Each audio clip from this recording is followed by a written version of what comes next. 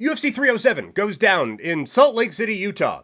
A hotbed for the Ultimate Fighting Championship suddenly. Thanks, I'm sure, in no part to the Salt Lake City City Council and the government in Utah paying TKO lots of money to go there. But either way, in the main event, it is Alex Pereira defending the UFC's Light Heavyweight Championship against number 7 contender Khalil Roundtree. Also, we have the women's bantamweight title on the line as Raquel Pennington goes up against Juliana Pena. Conrad, we'll get to the wrestling question there in the wrestling talk, but a slight teaser, because Conrad asking, not a preview, but a question, thoughts on NXT Black and Silver rebrand. Initial thought, okay, let's go into the fight breakdown. And normally I like to do real, okay, this is what these guys have done in the last little bit. This is whatever. If you've seen my previews before, you know how I kind of like to do it. But as I explained before, this morning has been chaotic. I got sick late last night and didn't have the most awesome of sleeps. I woke up feeling a little bit better today, and the wonderful combination of Advil, Tums, and Monster Energy is powering me through. So you can probably tell I'm a little bit more than normal for this one. But also, my laptop wasn't working until literally 2 minutes before the show started. So I didn't get to do as in-depth of previews on these. So a little bit more of this is just going to be a bit off the cuff, so to speak. So, just going to do a main card preview for this one. And the app I was using doesn't give me, names, so that's annoying. But if we go here to our trusty Wikipedia, if there was anything that happened in the weigh-ins, and I miss it, I apologize for that. But in the middleweight division, it is Roman Dolidze against Kevin Holland. Again, this fight happening at middleweight. Dolidze is a plus 130 underdog against Kevin Holland. Holland is kind of one of those post-hype sleepers that people talk about in fantasy football a whole lot. Oh, wow, Wikipedia's looking for donations. Look at that. Where there was a lot of hype around this guy, and it just hasn't quite got there recently for him. He was kind of brought in, I don't want to say as a sacrificial lamb, but he was brought in to kind of make MVP look good. Now, he bounces back with a win over Michael Oleksiejczuk back at UFC 302 with a submission win there, but he is still 3-4 in his last 7, with the wins being against Oleksiejczuk, Chiesa, and Santiago Ponzinibbio. And the losses against Paige, Della Maddalena, Stephen One Boy Thompson, and Khamzat Chimaev. And so, yes, those are kind of tippy-top fighters in this division. And you could very well explain, okay, well, he only loses to the big guys. I don't think Dolidze is that. And Dolidze himself, coming off of a couple of losses against Marvin Vettori and Nasruddin Imavov, before picking up a win over Anthony Smith. And so both of these guys, with Dolidze being 36 and Ken Holland being 31. Boy, Kevin Holland's only 31. Feels like he's been around longer than that. But you have, I think, a couple of guys who had a little bit of, Dolidze wasn't, I don't think ever okay, watch out for this guy. He was more just a guy who worked his way into, back half of the top 15 rankings, and so to speak. But Holland was someone where, hey, this guy could be a championship contender. And he's had some injury issues and all of those things. And so maybe he gets it back on track. It is tempting to throw out Dolidze as an underdog play. But I do think Kevin Holland, just a in-depth analysis here, I think Kevin Holland's a better fighter than Dolidze is. And so I do think that on their best days, Holland probably doesn't even make it close with Dolidze, quite frankly. And so I do think Holland ends up getting the win. Next, we go to Ketlin Vieira against Kayla Harrison.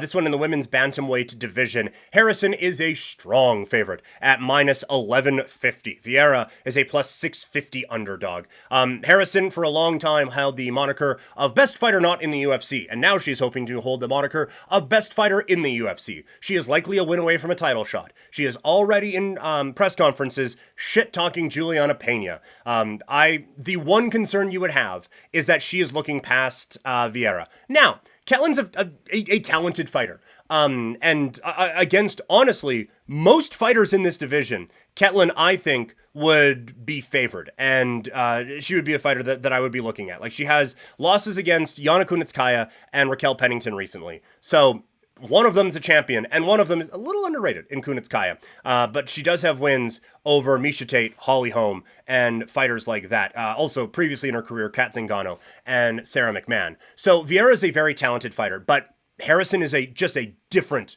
kind of animal. And I think someone who will go out and get the job done here. There is no value at all, in taking Harrison just to win at minus 1150. So the official prediction here is Harrison by decision. I think she grinds out another win. Third from the top, it is Jose Aldo. The legend returns as he steps back into the octagon against Mario Bautista, who is a 31-year-old fighter from some place I've never heard of in Nevada. For Bautista, he is on quite the winning streak.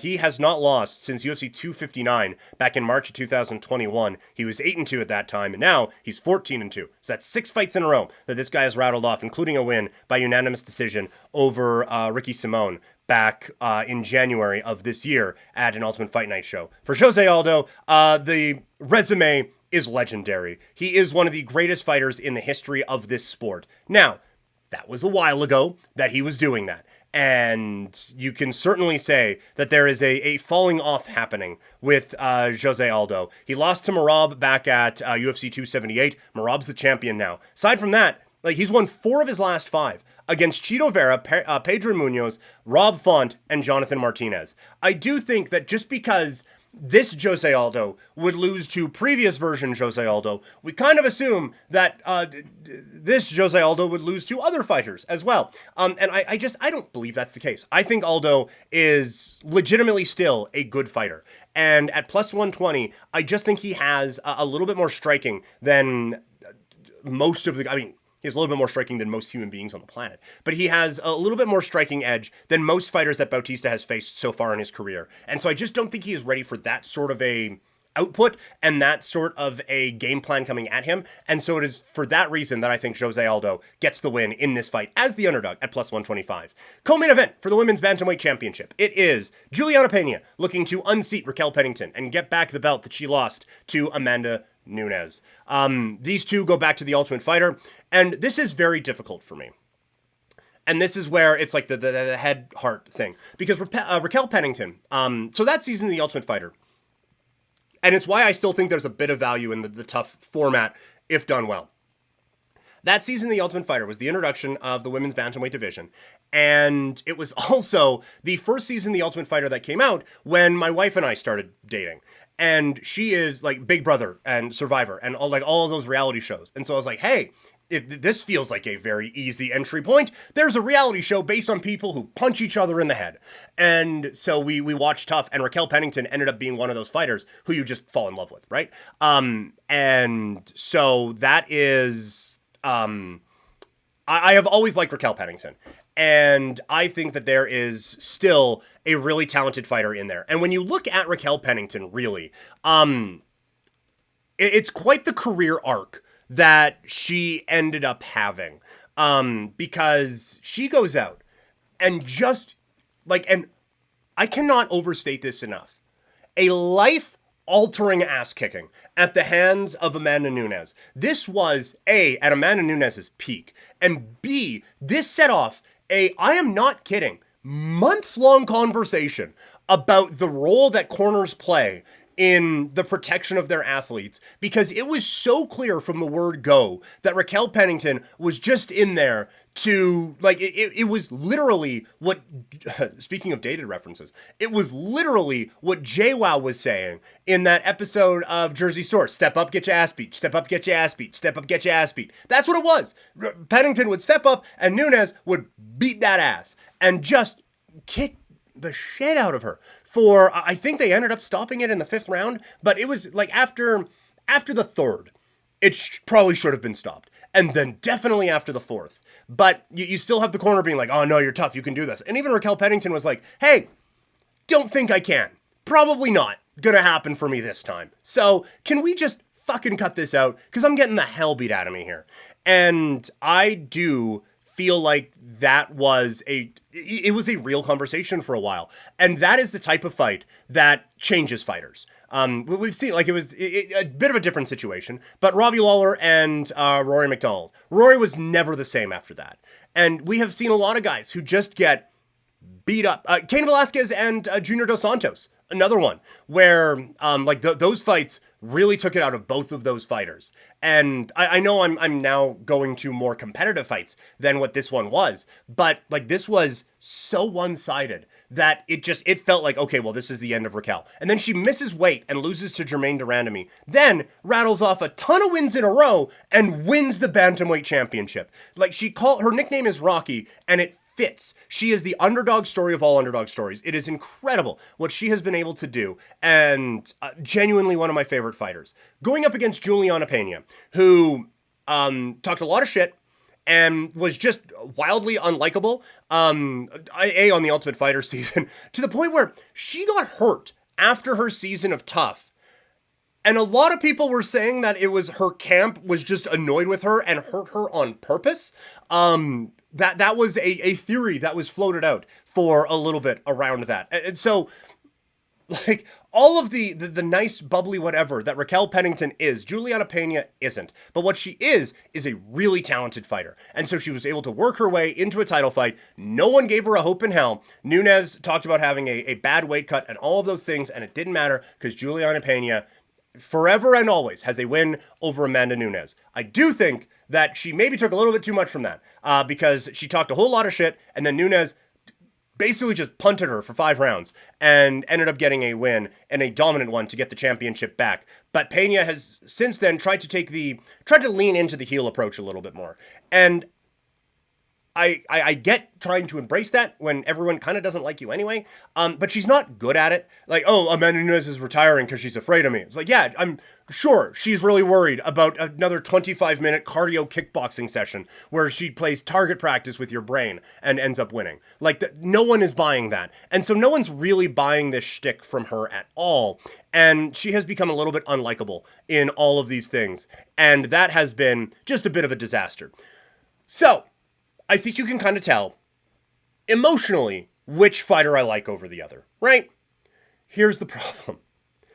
I think Juliana Pena is a better fighter than Raquel Pennington is. And so from a prediction standpoint, I kind of hate it, but I'm going with Juliana Pena in this bout. I just feel like Raquel's stand-up is better than Juliana Pena's, no question. But I do think that Pena's ability to be able to get inside and get some takedowns and really start to wear this fight down and get things going that way is going to be her road to success. And so I just, it's not that I don't see Raquel Pennington being, having a hope in this one. Like, I certainly do. There's a reason why that, especially for a UFC title fight, the odds are actually pretty close on this fight, with Pennington as a minus 170 underdog. She does, minus 170 favorite. She does have more tools in the toolbox than Pena does. I just think the tools that Pena has are better. So I think Pena pulls off another upset and wins the bantamweight crown, and that gets her a shot with Kayla Harrison coming up at a later date. And then in the main event, it is Alex Pereira taking on Khalil Roundtree. Pereira is a minus 500 favorite coming off of some amazing nights for him. He has turned himself into, when he kind of started this rise against Israel Adesanya, that was another one where I like one guy, I don't like the other guy. But the guy who I don't like just won. That's crazy. He kind of came in a little bit unlikable. But as it's gone on and you see the destruction, you see the talent, you see the crispness of the technique and everything like that, he has turned into one of my favorite fighters to watch, which is too bad because you only get to watch him for like 2.5 minutes because that's how quickly he is getting guys out of the cage with that. But he has one of the most meteoric rises in the history of the sport, going from kickboxing, where he was quite good, and then quickly into the UFC. Like 9 fights in, he's a 2-division champion and is toward the top of most pound-for-pound rankings. And now he's calling out heavyweights, and I think that will continue. He goes up against Khalil Roundtree. We talked about this a little bit on Tuesday. It's a weird situation that Roundtree has found himself in. What's he going to do? Turn down a title shot? Of course not. But his last fight was called off because he had a positive test for a banned substance. And then, instead of, okay, well, let's give you one more fight, whatever, he just gets a title shot. It's insane that he is in this spot. But it's an opportunity for him. Also, he is another guy who comes from The Ultimate Fighter, and so he's another dude who my wife is actually kind of a big fan of. He can bring the action, and I think that for however long this fight lasts, it will be fun. And he has basically a puncher's chance, and that's about it. I think all of the circumstances leading into this fight would make this one of the biggest upsets in the history of the sport if Khalil Roundtree was able to pull that off. It would be so out of nowhere, given all the circumstances leading into this fight, that it would be just mind-boggling for him to pull it off. Like, the thing that he is good at, Pereira is one of the best in the world at. So it's a really difficult situation for Roundtree to get into. Now, he has the skill and technique that he can land a shot and change the world. I simply do not see that happening. So I am going to go Pereira to win this fight rather convincingly and probably quickly in the main event of UFC 307 in Salt Lake City.